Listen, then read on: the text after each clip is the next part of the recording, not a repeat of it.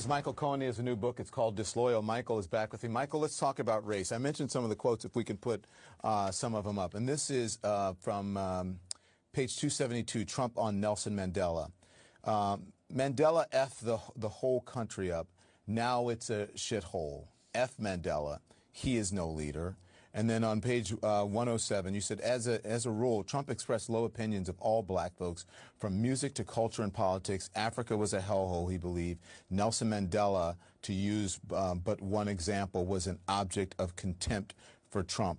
You talked about how he feels about African Americans, and that, not that they were friends with him, but he only liked people who were very famous if they were black people, but he really didn't know any black people or have any black friends. Tell me about Trump as it relates to black people specifically.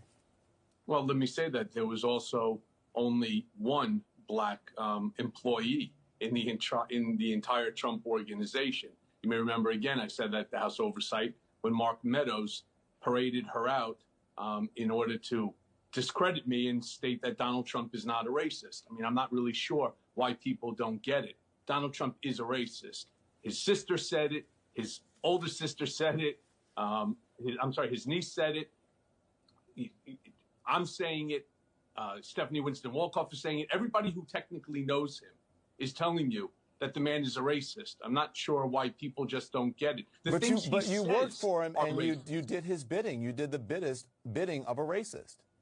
Well, what I did is I created the National Diversity Coalition, hoping that I can actually paint a different portrait of the man, that he would understand that it doesn't work. You can't be a racist and run for president, right? You're going to need to do things like I did with the great Jim Brown with the American program. My hope was that he would actually rise to the level of being the president for all people and not just his friends, his cronies. But as I understood in the book, Michael, you did that because you were trying to change the narrative, that you were trying to rebrand the president, so to speak, as not being a racist, not necessarily trying to change his mind, because he put, I think it was a diversity, but he didn't want minority or anything like that in the title of the coalition. So were you doing it to rebrand him, or were you doing it to show him a better way? I was doing it for both. My hope was that, again, he would rise to the level of the president for all people, not just for his base. Mm-hmm.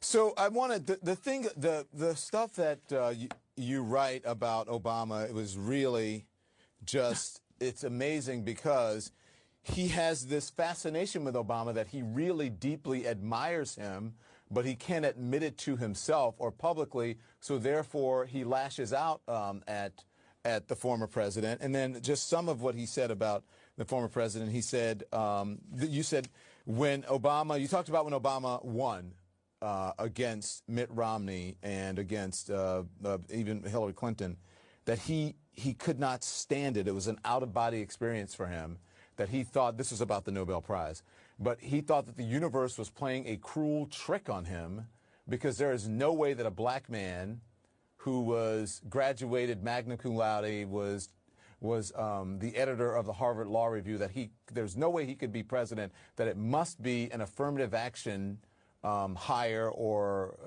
a student, because there's no way he could do that. That's correct.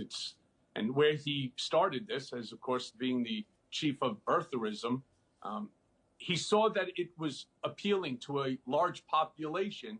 And as he watched his name appear on the front pages of the newspapers more and more, he just ran with that popularist view that he thought was going to help him. See, Donald Trump, again, he doesn't care about anyone or anything other than himself. And his need to feed his ego is so great. He needed to see his name in the newspapers. He was willing to say whatever it took, even if he knows that it's racist and it's wrong. So he knew that there was nothing to the birther thing, because he said, of course. You said when he told you, as I recall from the book, he called up a reporter and said, I've got a team of investigators in Kenya and in Hawaii, and you wouldn't believe the things I'm coming up with. He just made it up, called a reporter. And you said, well, I don't believe we have anybody in those places. You want me to send someone? And he said, no, I don't care, because You think Obama, wait till this headline comes out, you think he hates me now. It doesn't matter what the truth is. It's his truth. But he knew it wasn't true. It's not true. We never sent anybody. He never sent anybody. He's too cheap to send anybody.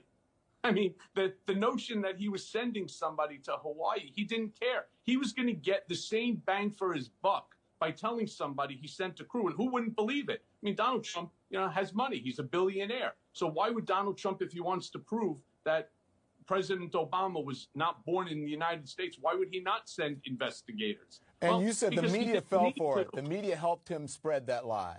How about hook, line, and sinker, my friend? Hook, line, and sinker.